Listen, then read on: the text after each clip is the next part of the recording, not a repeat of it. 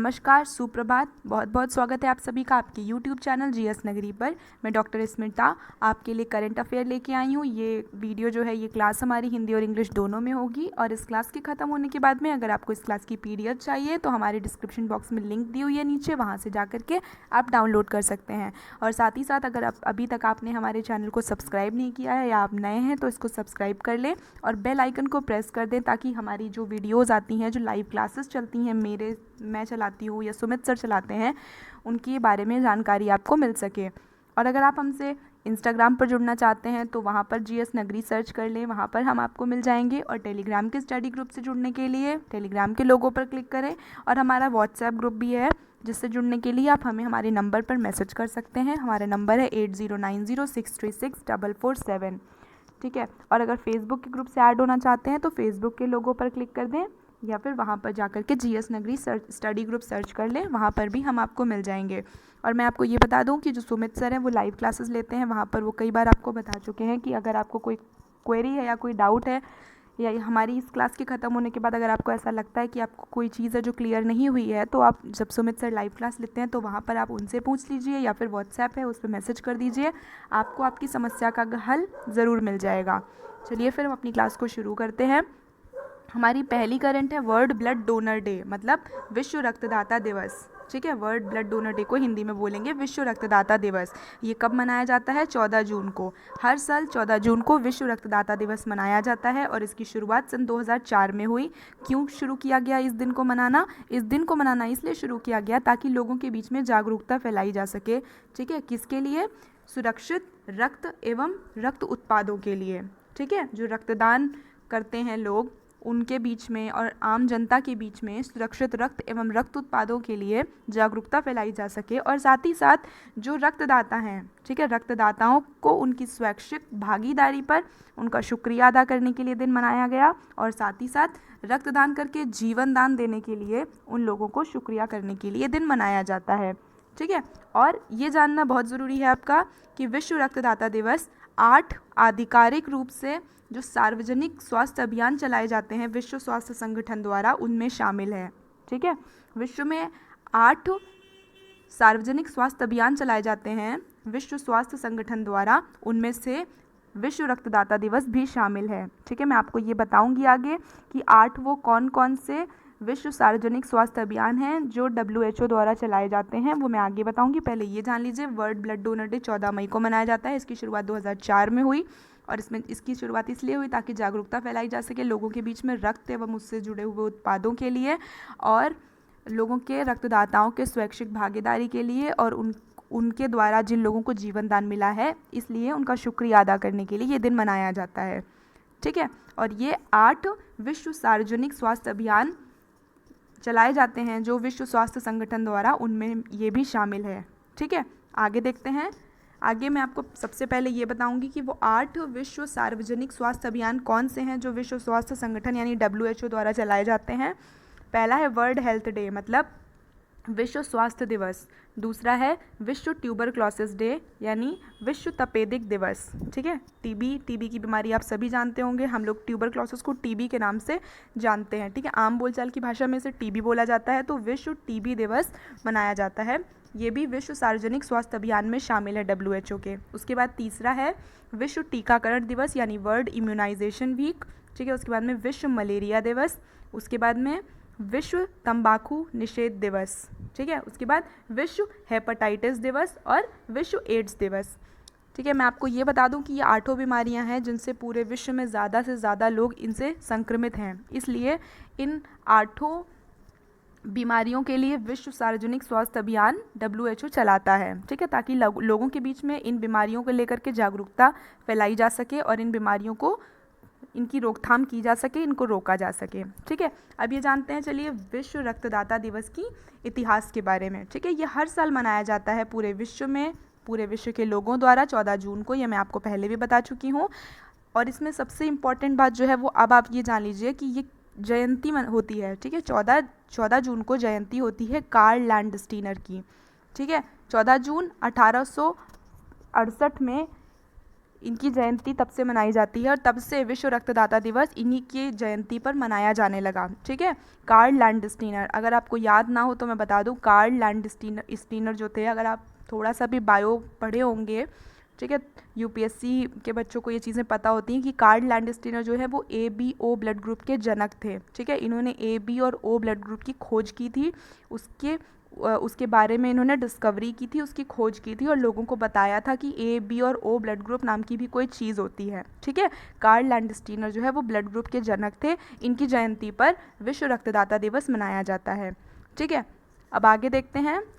ये एक बहुमूल्य अवसर है। ठीक है, प्रीशियस अपॉर्चुनिटी का मतलब ये एक बहुमूल्य अवसर है सभी रक्तदाताओं को धन्यवाद करने के लिए। ठीक है, जो भी रक्तदाता होते हैं वो जीवन दान देते हैं कई सारे लोगों को, तो यह एक बहुमूल्य अवसर है उन सभी रक्तदाताओं को धन्यवाद करने के लिए और स्मरण करने के लिए कार्ल लैंडस्टीनर जी को। ठीक है, कार्ल लैंडस्टीनर जो ब्लड ग्रुप के जनक हैं, उनको उनकी जयंती पर उनको धन्यवाद करने के लिए और सभी रक्तदाताओं को धन्यवाद करने के लिए और कार्ल लैंडस्टीनर जी को स्मरण करने के लिए यह दिन मनाया जाता है।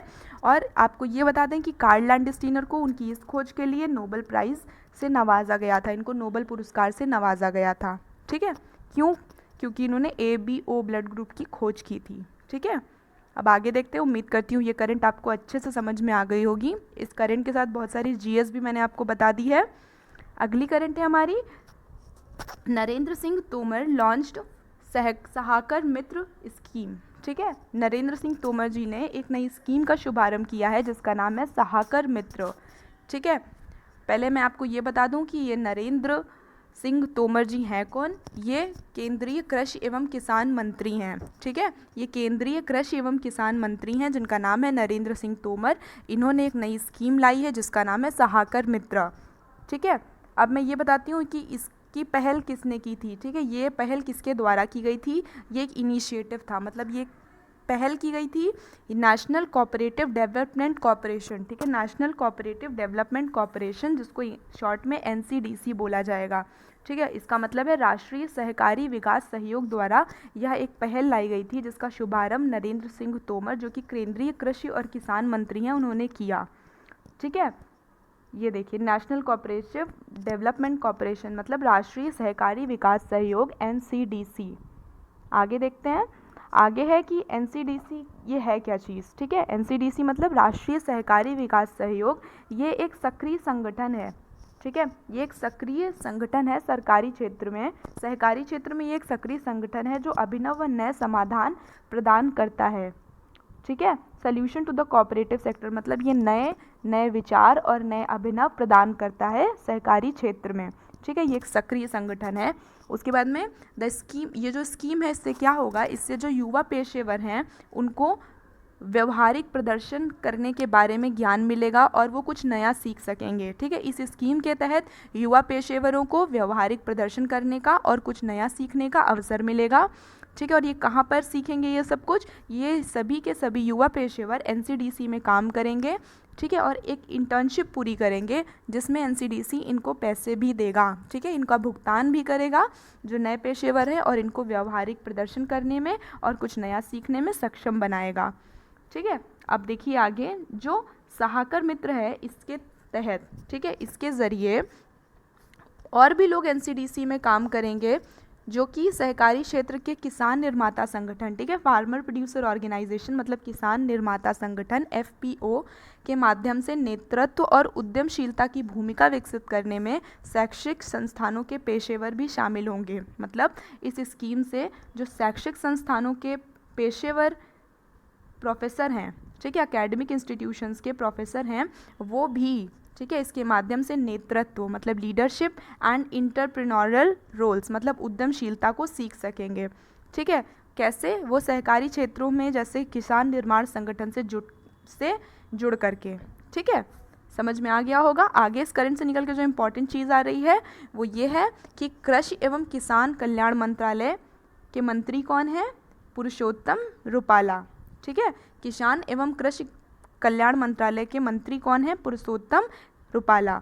ठीक है, और संगठन प्रबंधक, ठीक है, इसके जो मैनेजिंग डायरेक्टर हैं किसके, राष्ट्रीय सहकारी बीमा सहयोग यानी कि NCDC के, ठीक है, उनका नाम है संदीप कुमार नायक, ठीक है। प्रबंध निदेशक कौन है NCDC के? संदीप कुमार नायक, ठीक है। अब एक बार ये जान लीजिए NCDC के बारे में जो बताया था, एक बार शॉर्ट में बता देती हूँ। NCDC एक सक्रिय संगठन है जो नए अभिनव व नए समाधान प्रदान करने में सक्षम है और इस स्कीम के जरिए युवा पेशेवरों को व्यवहारिक प्रदर्शन और कुछ नया सीखने का अवसर मिलेगा, ठीक है। और कैसे मिलेगा? ये NCDC से जुड़ेंगे और NCDC इनको इंटर्नशिप कराएगा और साथ ही साथ इनको सैलरी भी देगा, ठीक है, भुगतान भी करेगा इनके काम का। और इसके साथ ही ये जो NCDC है ये शैक्षिक संस्थानों के पेशेवरों को भी सहकारी क्षेत्र जैसे किसान निर्माता संगठन से जोड़ेगा और उन्हें नेतृत्व और उद्यमशीलता सिखाएगा, ठीक है। समझ में आ गया होगा आपको। आगे देखते हैं। अगली करंट है हमारी, MP government gives corona warrior status to दिव्यांग आंगनवाड़ी वर्कर, ठीक है। मध्य प्रदेश सरकार ने कोरोना वॉरियर, ठीक है, कोरोना वॉरियर का तमगा किसको दे दिया है? दिव्यांग आंगनवाड़ी कार्यकर्ताओं को, ठीक है। मध्य प्रदेश सरकार ने दिव्यांग आंगनवाड़ी कार्यकर्ताओं को कोरोना वॉरियर का तमगा दे दिया है, ठीक है। क्यों दिया है ये तमगा? क्योंकि वहाँ के मुख्यमंत्री, ठीक है, वहाँ के मुख्यमंत्री का मानना है कि इस कोरोना के टाइम में, ठीक है, जब पूरा राज्य कोरोना महामारी से जूझ रहा है, उस समय आंगनवाड़ी कार्यकर्ता, ये जो दिव्यांग आंगनवाड़ी कार्यकर्ता हैं, ये बहुत ही अहम हिस्सेदारी निभा रहे हैं, ठीक है। मैं आपको आगे बताऊंगी कि ये लोग क्या कर रहे हैं और क्यों इन लोगों को कोरोना वॉरियर से नवाजा गया है, इनको क्यों कहा गया है कि ये भी कोरोना वॉरियर है, ठीक है। पहले ये जान लीजिए कि मध्य प्रदेश सरकार ने कोरोना वॉरियर का स्टेटस दिव्यांग आंगनवाड़ी कार्यकर्ताओं को दे दिया, ठीक है, क्योंकि ये राज्य की मदद कर रहे हैं, राज्य में लोगों की मदद कर रहे हैं जब मध्य प्रदेश पूरा राज्य कोरोना महामारी से जूझ रहा है, ठीक है। क्यों दिया गया है इनको कोरोना वॉरियर का स्टेटस या कोरोना वॉरियर का तमगा? इनको क्यों कहा जाएगा? क्योंकि ये पोषण युक्त खाना, ठीक है, न्यूट्रिशियस फूड मतलब पोषण युक्त खाना लाभान्वित लोगों के घर घर पहुंचा रहे हैं, ठीक है, उनके घर तक खाना पहुंचा रहे हैं, पोषण युक्त जो लाभान्वित लोग हैं उनके घरों तक, ठीक है। और इसके साथ ही साथ ये लोगों को बता रहे हैं किस तरह से वो कोरोना को फैलने से रोक सकते हैं, ठीक है, किस तरह से कोरोना को फैलने से रोका जा सकता है और दूसरों को भी इस कोरोना की बीमारी से बचाया जा सकता है, ठीक है। और वो ये बता रहे हैं कि सभी लोग अपने घर पे रहें और साथ ही साथ सामाजिक दूरी वाले मंत्र का फॉलो करें, ठीक है, मतलब उस मंत्र को देखें, कोरोना जो हमारा सामाजिक दूरी का मंत्र प्रधानमंत्री मोदी जी द्वारा दिया गया है, उस मंत्र पर आगे बढ़ें और भीड़ भाड़ वाली जगहों से दूर रहें, ठीक है। आगे देख लीजिए, इस करंट से निकल के जो इम्पोर्टेंट चीज़ आ रही है, चीफ मिनिस्टर वहाँ के मुख्यमंत्री का क्या नाम है? शिवराज सिंह चौहान। MP के गवर्नर का नाम लालजी टंडन। और इसके बाद आप ये जान लीजिए मध्य प्रदेश क्यों जाना जाता है।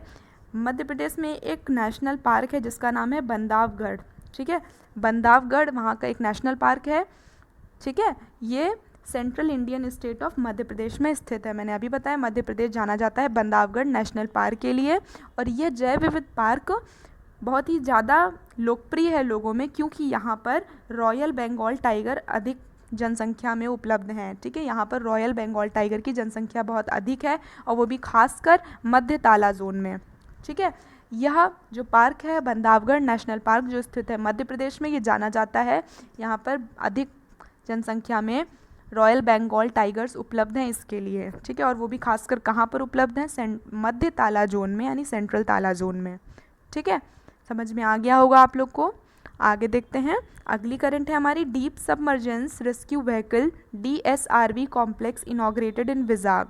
जैसा कि आप सभी जानते हैं विजाग, अगर आप नाम देखें तो आप इसे समझ पा रहे होंगे। यहाँ पर अभी ये विजाग कहाँ पर स्थित है? आंध्र प्रदेश में। और यहाँ पर अभी एक गैस लीकेज की ट्रेजिडी हुई थी, ठीक है, यहाँ पे गैस लीक हो गई थी, ठीक है। तो वहीं पर वही जगह है। मैं इस वाली करंट का उस गैस ट्रेजिडी से कुछ भी लेना देना नहीं है, ये मैं आपको इसलिए बता रही हूँ ताकि आपको दोनों करंट एक साथ याद हो जाए अगर आप वाली भूल गए हो तो, ठीक है। वो उसके बारे में भी मैंने आपको करंट अफेयर में बताया था, ठीक है। तो ये जान लीजिए वहाँ पर विजाग में एक नया जलमग्न गहरे जल में बचाव करने वाला वाहन जिसका नाम है डीप सबमर्जेंस रेस्क्यू व्हीकल, इसका शुभारंभ किया गया है। और इसका शुभारंभ किसने किया है? पूर्वी नौसेना कमान ने, ठीक है। कहाँ पर? विशाखापट्टनम आंध्र प्रदेश में, ठीक है। विजाग जो स्थित है विशाखापट्टनम आंध्र प्रदेश में, वहाँ पर पूर्वी नौसेना कमान ने इसका शुभारंभ किया है, ठीक है। ये जो नया सिस्टम या नया वाहन बनाया गया है, इस कॉम्प्लेक्स में नई शामिल बचाव पनडुब्बी प्रणाली को समायोजित किया गया है। ठीक है, सबमरीन रेस्क्यू सिस्टम मतलब